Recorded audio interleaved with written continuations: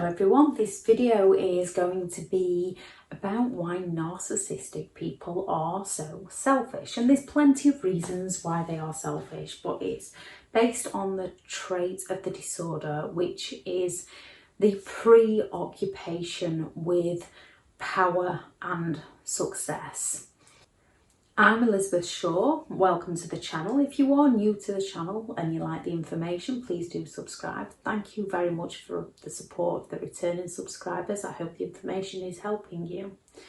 So when it comes to a preoccupation, when someone is preoccupied with something, it is all they can think about, with very little thought to other people or very little consideration to other people and the things around them, because they are that preoccupied with unlimited success or power or brilliance or beauty or the ideal relationship. And people can be like this anyway, and without the other traits of the disorder. If they don't go around exploiting people, if they don't feel entitled to have whatever they want without putting the work in the background to achieve what they want, people can become preoccupied with achieving something within their lives. People can become preoccupied with wanting that ideal relationship, and there's nothing wrong with that. People can become preoccupied with traveling the world, seeing places that they want to see, those grand dreams. There's nothing wrong with having dreams and desires as long as people achieve them the right way. And it's the same when you come out of a narcissistic relationship. A lot of people can begin to put routines into place.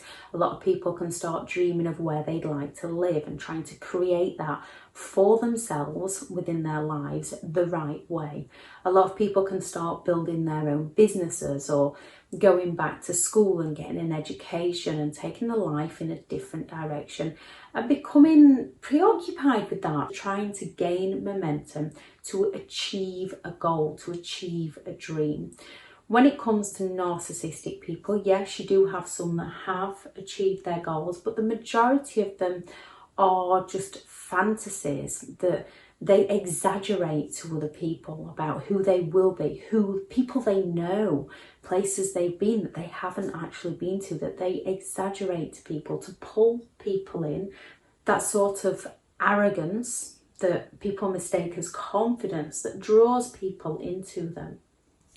People often try to achieve goals and dreams as it gives them an area to grow, an area to develop, an area to learn, and something to get you up in the morning and get you motivated and get you going through life, things to look forward to, and then put the steps in place to achieve that.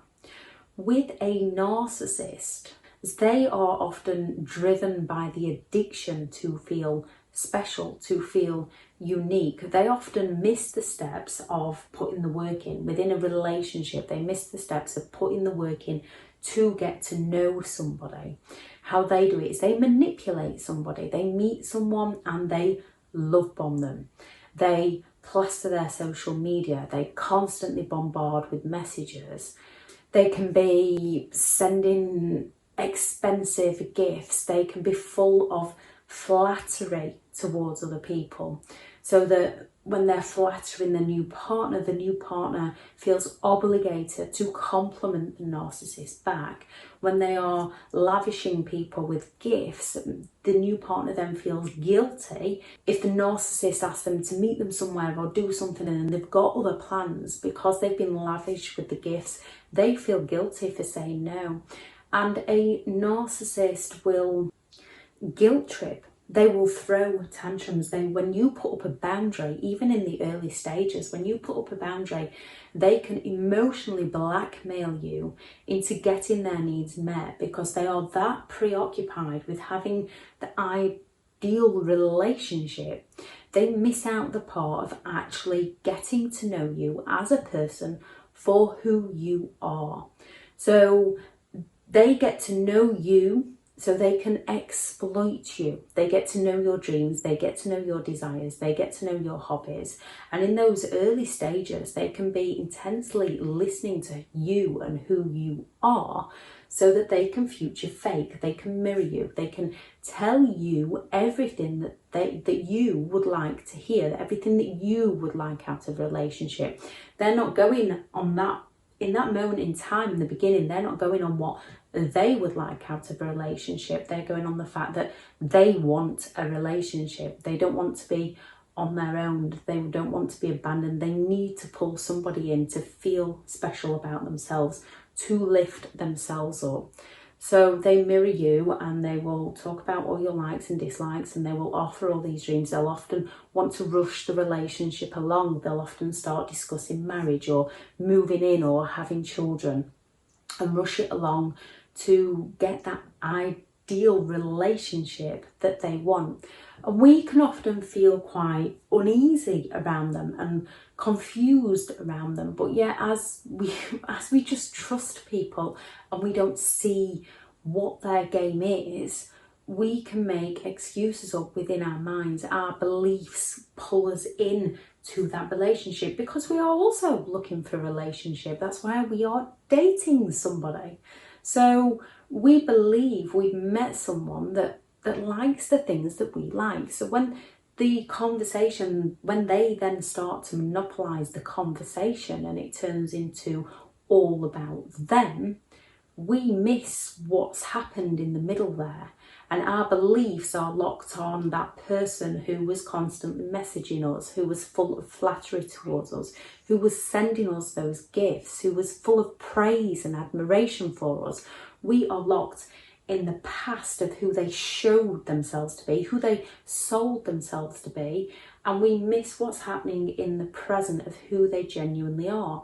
Often with them gaslighting us and again future faking of what will happen in the future and telling us how we should behave to meet their ideal relationship. They don't have that compromise, they don't have that give and take. They're not interested in you as a person. They are preoccupied with meeting their own relationship goals, whatever they are, to that narcissist. So in the beginning of the relationship, we don't see that they are flattering us. When we are dating them in those first few dates and they are asking about us, they are asking what we would like out of the future, they are asking what hobbies we enjoy, they are asking about our past, our exes, what things have happened in our life, so they can gather data on us, so that they can sell us our own dreams, and so that they can use our insecurities against us to get their own needs met. We get to know the person that they sell themselves to be. We don't get to know them for who they are, but because they're bombarding us with that flattery, because they're bombarding us with their time and their attention and their love bombing, we get led into believing they're someone that they are not. And we also end up blaming ourselves, and that's without their gaslighting and their projection and their other manipulation methods. We blame ourselves. We see that people make mistakes. We see people have errors in judgment. We see that people are not perfect. We forgive people for their mistakes. We blame ourselves often. Whereas a narcissist is that preoccupied with having the ideal relationship. When we make a mistake, when we are human, and mistakes are mistakes, it's their perception of the mistake. Sometimes you haven't actually made a mistake, it's the narcissist perception of the mistake, but they will shift anything that's going wrong within the relationship, they will shift all that blame onto you. They will escape all accountability. They are that preoccupied with being special, being above others, being perfect, achieving that ideal relationship. Relationships do require give and take, and because we have that understanding that relationships go through rough patches, sometimes you have to work at a relationship, sometimes you do have to give it your all, and sometimes they give it their all. You get that compromise, you get that give and take. So we make those excuses for their toxic behaviour. Meanwhile, they keep shifting the blame, they keep shifting all the problems onto us, which weighs us down, which drags us down, which keeps us trapped, because they'll offer that intermittent play nice to give us the hope of what they said they would be, yet they never are. And as they have, one of the traits is entitlement, one of the traits is to exploit people. So they feel entitled to exploit people to meet a need of their own, with the lack of empathy to care for the people they hurt along the way, so long as they're getting their needs met. And it's the same in business. They will walk all over people to get that promotion. Then you've got those that are lazy.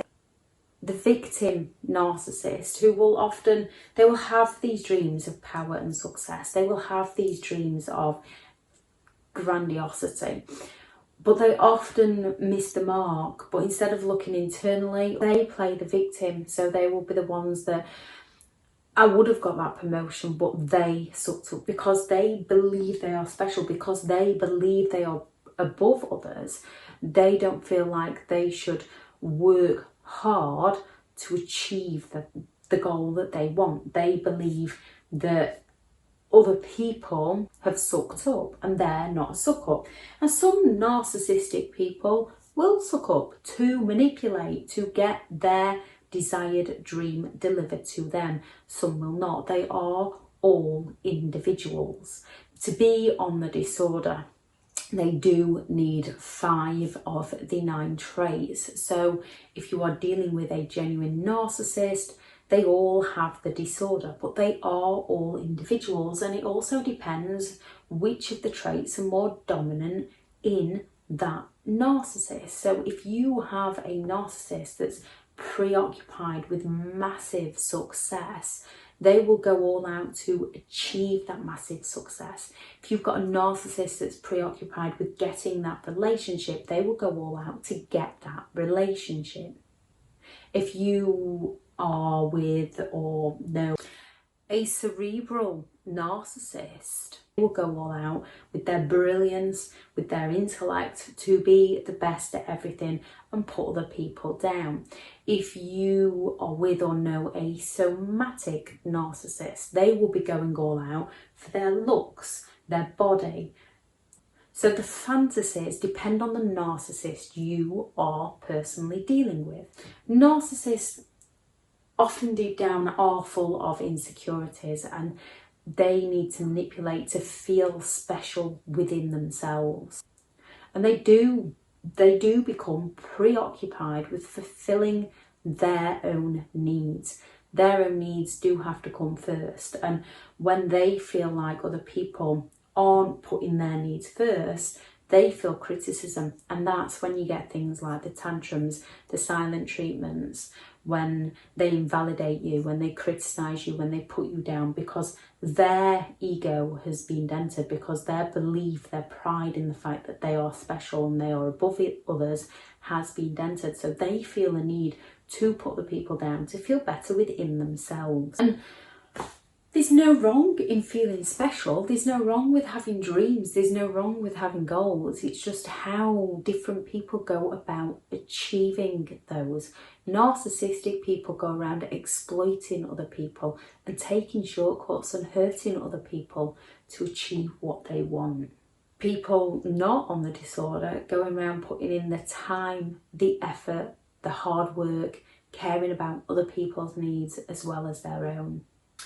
So why are narcissistic people so selfish? Because it's all about them, because of their beliefs. I shall have that video in the description, but it's because of their beliefs that they should be entitled to have what they want, when they want, without care, the lack of empathy. I'll add that video in the description.